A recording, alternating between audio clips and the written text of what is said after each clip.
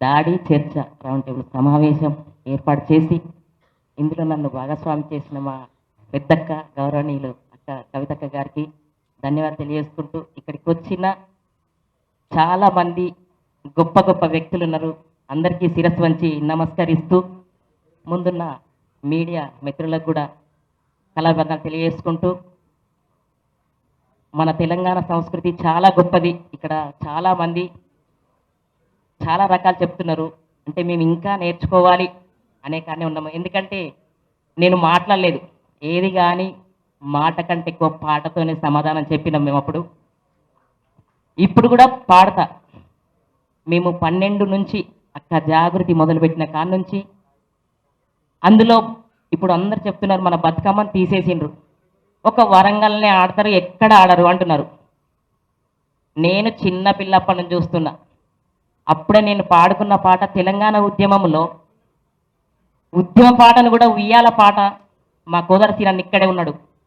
జనాలకు అర్థమయ్యే రీతిలో ఉండాలి మనకు పాట అని చెప్పి లక్షలాది మందిని మేము కూర్చుండబెట్టడానికి ఊరికే రాసిన పాటలు వద్దు అని చెప్పి పాట జనాలకి అర్థమయ్యేటట్టుగా ఉండాలి, కూర్చుంటట్టు ఉండాలని చెప్పి కూడా అప్పుడు మేము ఒక పాట ఉయ్యాల పాటగా రాసిండు. జమ్మగూడి జాతరెళ్ళిపోదాం తెలంగాణ ఉద్యమాల ఉరుసుకెళ్ళిపోదాం తెలంగాణ ఉద్యమాల ఉరుసుకెళ్ళిపోదాం తెలంగాణ రామ రామ ఉయ్యాలో రఘవ రామ ఉయ్యాలో జనము గదిలే ఉయ్యాలో జెండాలెత్తే ఉయ్యాలో మంది గదిలే ఉయ్యాలో మద్దతు నడిసే ఉయ్యాలో సపరేటు రాష్ట్రముకై సభాలిసిరి కాంచి గొట్టి సీటి గొట్టి సింధులేసి సిగంబూనే జాతర.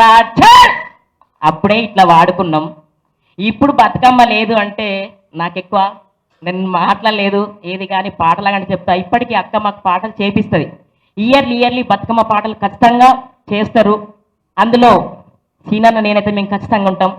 మళ్ళా అక్క చేసే పాటలు రాసిన పాటలు కాదు, మౌఖిక సాహిత్యం నుంచి వచ్చిన పల్లె పాటలు తీసుకొచ్చి పల్లెకే తీసుకుపోతాం మేము. అంతేకాదు ఇప్పుడు 2007 నుంచి ముఖ్యంగానైతే 2016 నుంచి అయితే ఇప్పటి వరకు నేను కొన్ని దేశాలు తిరిగిన. అమెరికా, ఆస్ట్రేలియా ఒక 5 సార్లు పోయినా, మస్కట్ 2 సార్లు పోయినా, దుబాయ్ 3 సార్లు పోయినా, దోహా ఖత్తర్ పోయినా. ఎక్కడికి పోయినా నేను బతుకమ్మ పండుగకే పోయినా. అక్కడ ఉన్నది కూడా మన తెలంగాణ వాళ్ళే. మన తెలంగాణలో అక్కడ సెటిల్ అయిన వాళ్ళు మన సంస్కృతిని కాపాడుకోవడం కోసమో అక్కడ బతుకమ్మ పండుగ చేస్తే అక్కడ పోయి నేను పాటలు పాడొస్తున్నా. మేడం ఇందాక చెప్పిండ్రు ఇప్పుడు డీజే పాటలు వచ్చినాయి, కానీ అక్క డీజే వచ్చినా కూడా అక్క పిల్లల కోసం ఒక పాట కొంచెం మ్యూజిక్తో చేద్దాం అక్క ఏమైనా. ఎందుకంటే మన ఊరి పాట చప్పట్లతోనే మన పల్లె పాటలానే ఉండాలని చెప్పి సేకరణ పాటలు పల్లెలలో ఊరు జనాలు పాడుకునే పాటలు ఒక్కొక్క పాట 5 రోజులు పాడుకునే పాటలు ఉండేనంట. నేను కూడా కొన్ని పాడతా, కొన్ని కాదు. తెలంగాణ ఉద్యమంలో అక్కతో అయినప్పుడు ఇంటర్వ్యూలలో ఉండి రాసిన పాటలు వద్దు ఇట్లా వాడాలని చెప్పి కొన్ని 100 పాటలు సేకరించా నేను, బతుకమ్మ పాటలు. అందులో ఒక పాట బతుకమ్మ పేర్చే కానుంచి మొదలు పెడితే బతుకమ్మ నీళ్ళల్లో వేసి సాగనంపేదాకా బతుకమ్మ పేరువంగా ఏం పాట వాడతారు, బతుకమ్మ నీళ్ళల్లో వేసేటప్పుడు ఏం పాట పాడతారు, హారతిచ్చేటప్పుడు ఏం పాట పాడతారు, ప్రతి ఒక్క పాట నేను పాడుతుంది. ఫస్ట్ నాకు ఒక పాట మా అమ్మమ్మ మస్తు వాడేది. ఎట్లా నేర్చినవమ్మ ఈ గట్ల నడవా, ఎట్లా నేర్చినవమ్మ ఈ గట్ల నడవా, గట్లుగా ఇవి మేడమిద్దెలు కాదు శ్రీరామగుల్లకు ఎదురెన్నెలాని ఏయించి రన్నలు సోనాల బాయికి తర్లు లేవాని కుంభవర్షం గురుసు సన్నట్లు వండు సన్నవరి పియ్యము సామి తల్వాలు బీటవరి పియ్యము బిడ్డ తల్వాలు మాలవరి పట్నాన మల్లె తెల్లాన బియ్యము తెల్లాన పిండి తెల్లాన మా తండ్రి చూసేటి బాధ తెల్లాన తుర్కళ్ళు నడవంగా తుమ్మురే గంగా జో జో అరే జో జో ఉద్రక్ష చెట్టు కింద కడిమెతో కడిమేడు బంగారం ఉన్నది దొంగుల రాకోయి గంగ సరిమల్లో మిట పండున్నది. ఆ మిట పండైన అర్థంల తేనైన తేనె ఓసిన పండు తెంపక్రమంలో దూరాన దూరవండే గౌరమ్మ గజ్జల రైలు బండే గౌరమ్మ. ఇట్లా వాడుకుంటూ పోతే ఒక 4 గంటలు వాడతా నేను బతుకమ్మ పాట. పాడిన పాట వాడుకుంటూ ఒక 4 గంటలు వాడతా. అసంటి బతుకమ్మను తీసి మన తెలంగాణ సంస్కృతి చాలా గొప్పది. ఆడపిల్లలు అయితే బతుకమ్మ పండుగ అంటే సంవత్సరం నుంచి ఎదురు చూస్తారు.